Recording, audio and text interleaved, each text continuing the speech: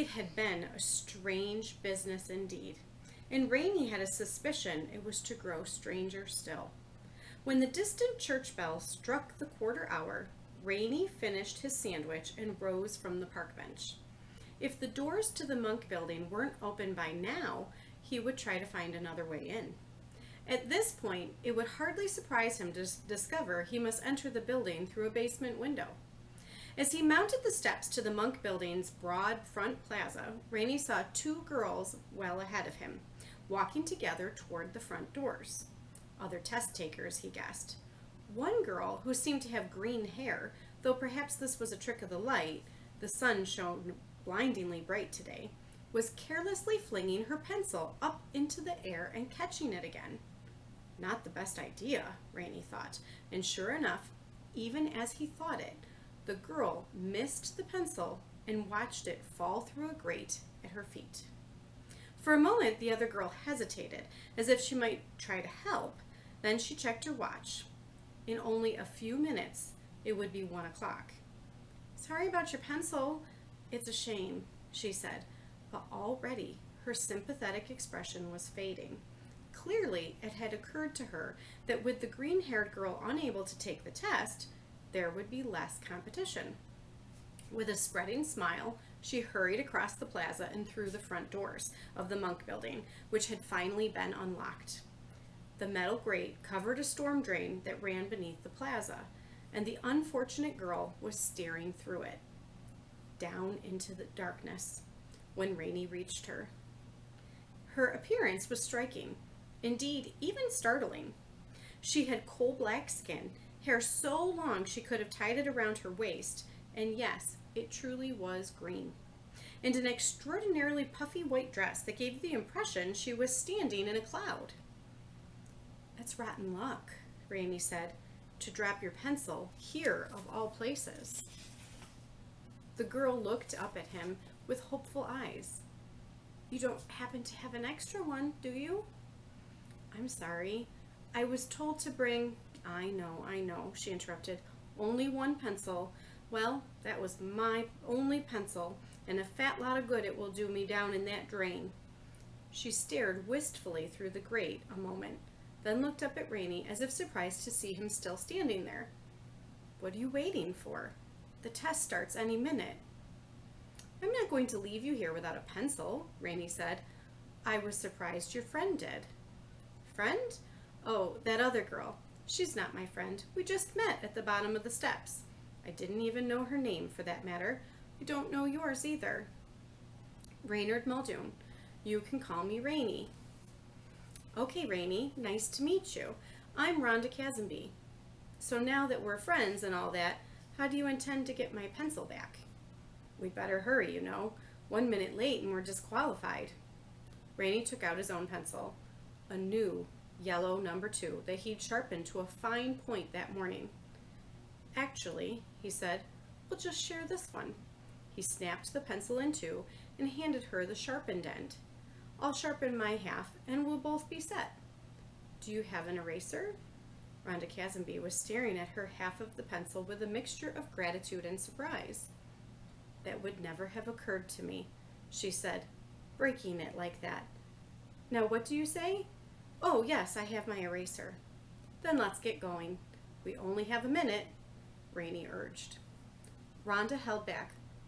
"Hold on, Rainey. I haven't properly thanked you." "You're welcome," he said impatiently. "Now let's go." Still she refused.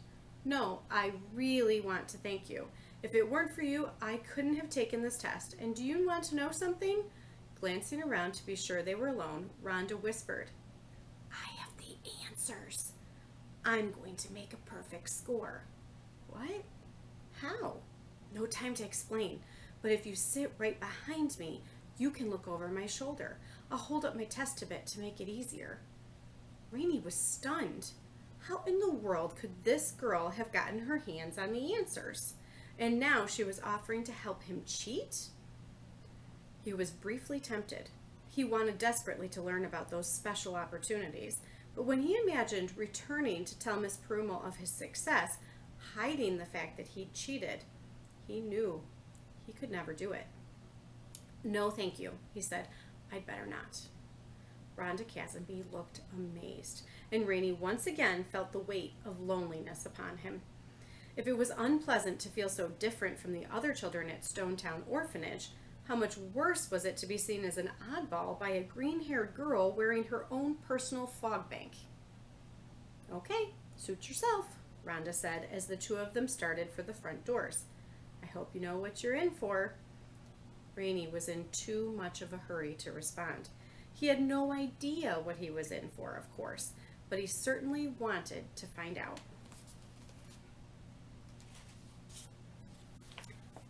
Inside the Monk Building, conspicuously posted signs led them down a series of corridors, past a room where a handful of parents waited anxiously, and at last into a room crowded with children in desks.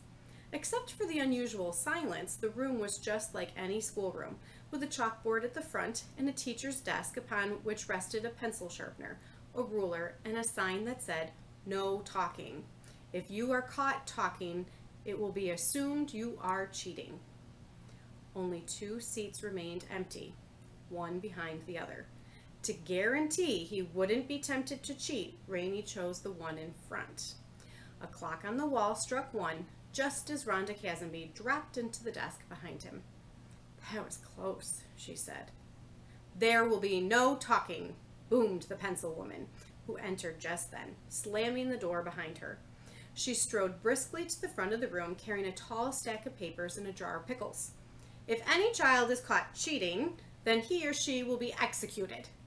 The children gasped. What's it mean to be executed, do you know? Yeah, we'll kill him. Do you think that's what she meant to say? I'm sorry, did I say executed? I meant to be escorted. Any child caught cheating will be escorted from the building at once. Now then, are you all relaxed? It's important to be relaxed when taking an extremely difficult test like this, especially considering how long it is and how very little time you'll have to complete it.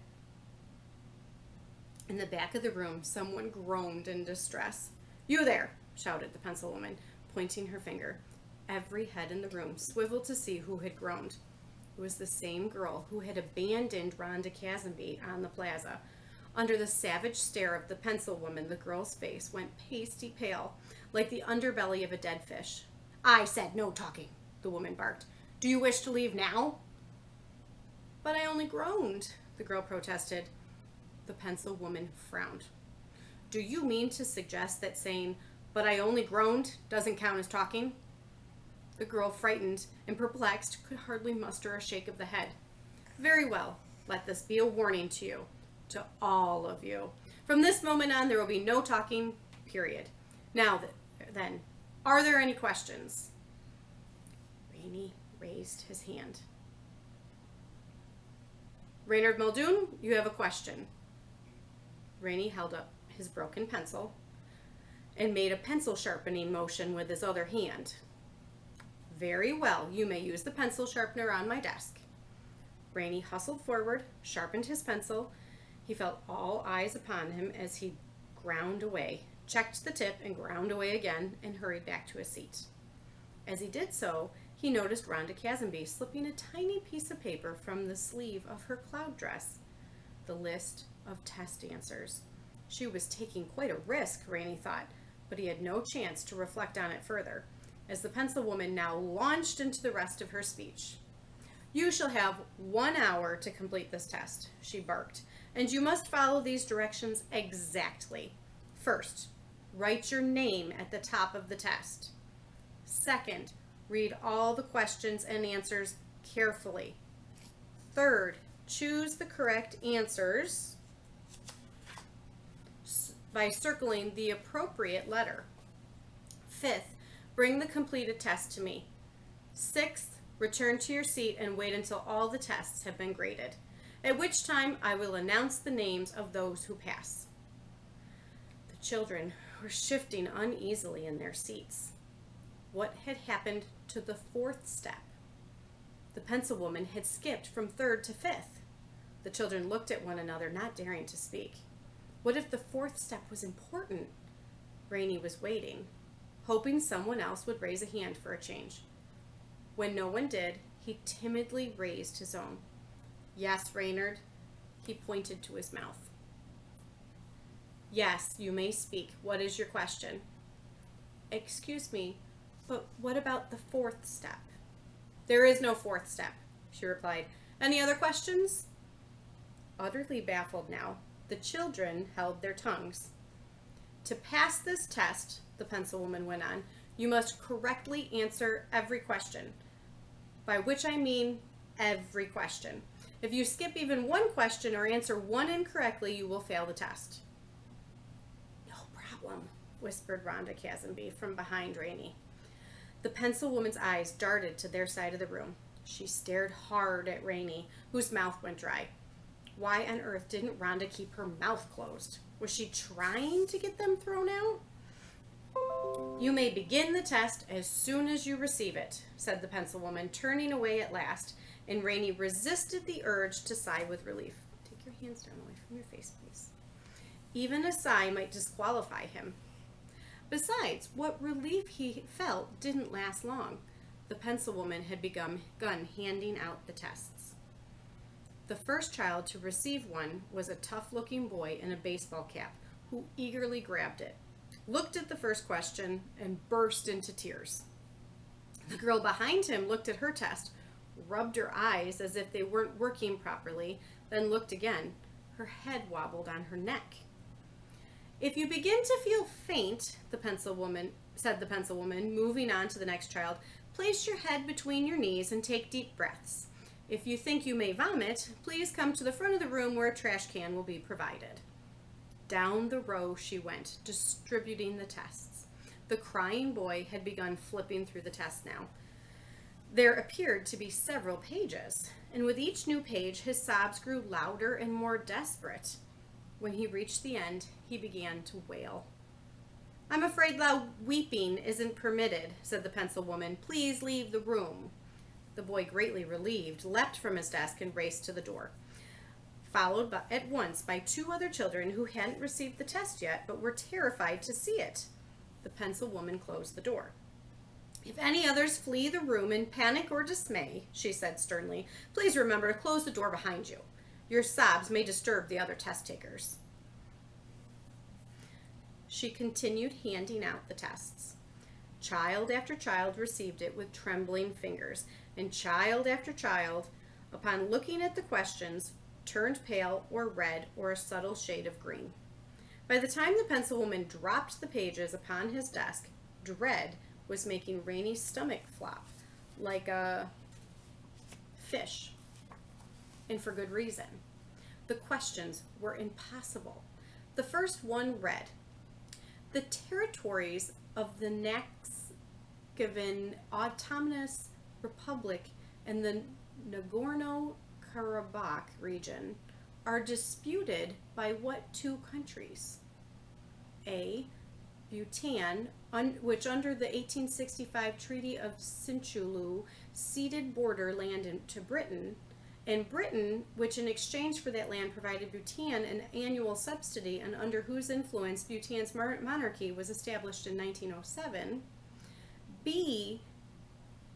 Azerbaijan, sorry country, I destroyed that, whose territory in 1828 was divided between Russia and Persia by the Treaty of Turkmenchay, and Armenia, a nation founded after the destruction of the Seleucid Empire some 2,000 years ago, likewise incorporated into Russia by the aforementioned treaty. Or C. Vanuatu, which having been administered until its independence by an Anglo-French condominium, retains both French and English as official languages, in addition to Bislama and Bicalama in Portugal, whose explorer Pedro Fernandez by Quiros became in 1606 the first European to discover the islands. Vanuatu compromises. Did you understand anything I just said? Me either. And I sound scared, huh? That's a scary test. Although there were two more answers to choose from, Rainey didn't read them.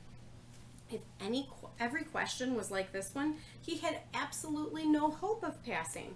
A quick glance at the next few questions did nothing to encourage him. If anything, they got worse. And this was only the first page. All around him, children were shivering, sighing, grinding their teeth. Rainey felt like joining them. So much for those special opportunities. Back to the orphanage he would go, where no one, not even good Miss Perumal, knew what to do with him. It had been a nice idea, but apparently he did not have what it took. Even so, he wasn't ready to leave. He had yet to follow the directions, and because he was determined not to quit until he had at least tried, he proceeded to follow them now. Dutifully, he wrote his name atop the first page. That was the first step. Well, you've accomplished that much, he thought. The second step was to read all the questions and answers carefully. Rainey took a deep breath. There were 40 questions in all. Just reading them would take him most of the hour. It didn't help that the pencil woman now sat eating pickles. They were especially crisp ones, too, as she watched the children struggle. The second question wanted to know where the common vetch originated and to what family it belonged. Rainey had no idea what a common vetch was, and the possible answer offered no helpful clue. It might be an antelope, a bird, a rodent, or a vine. Rainey went on to the third question, which had to do with some atomic particles called fermions, and an Indian physicist named Satyendranath Bose. The fourth question asked which church was built by the Emperor Justinian to demonstrate his superiority to the late Theodoric's Ostrogothic successors. On and on the questions went. To his credit, Rainey recognized the names of a few places, a few mathematic principles, and one or two important historical figures. But it wouldn't do him any good. He would be lucky to answer a single question correctly, much less all of them. When he was exactly halfway through the test, he was on question 20 regarding the difference between parataxis and hypotaxis. Rainey heard Rhonda Cazenby rise from the desk behind him. Was she already finished? Well, of course. She had all the answers. Rainey grimaced in irritation, and as Rhonda stepped forward to turn in her test, the other children gasped in amazement. But the pencil woman seemed not the least bit suspicious. If anything, she was absorbed in Rhonda's bizarre appearance and hardly glanced at the test as she took it. Rainey had a sudden insight. Rhonda was calling attention to herself on purpose. It was a trick. No one would suspect her of cheating, because who in her right mind would make such a spectacle of herself if she intended to cheat? The green hair, it must be a wig, the poofy dress, the whispering, they were all meant to distract.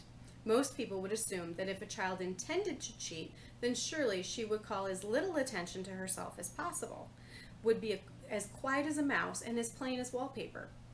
Rainey had to hand it to Rhonda. She might not be smart enough to pass the test, but she was clever enough to find a way with cheating on it. He felt a pang of jealousy. Now Rhonda would move on to experience those special opportunities, while Rainey would mope his way back to the orphanage, defeated. As Rhonda passed by him on the other way to her desk, she winked and let fall a tiny slip of paper. It drifted down like a feather and settled lightly upon Rainey's desk. The test answers. Rainey peeked over at the pencil woman, but she hadn't noticed. She was busy grading Rhonda's test now, making check mark after check mark and nodding her head. So the answers were indeed the right ones, and here they sat on his desk. If he'd felt tempted before, when he had no idea how hard the test would be, that temptation was nothing compared to now. No matter that he'd resisted, no matter that he'd chosen this seat precisely to avoid this situation, here he sat, staring at a slip of paper that contained the key to his hopes. All he had to do was turn it over and look at the answers. The other children were too busy sniffling and biting their fingernails to notice, and if he hurried, he might even copy the answers down before the pencil woman looked up again.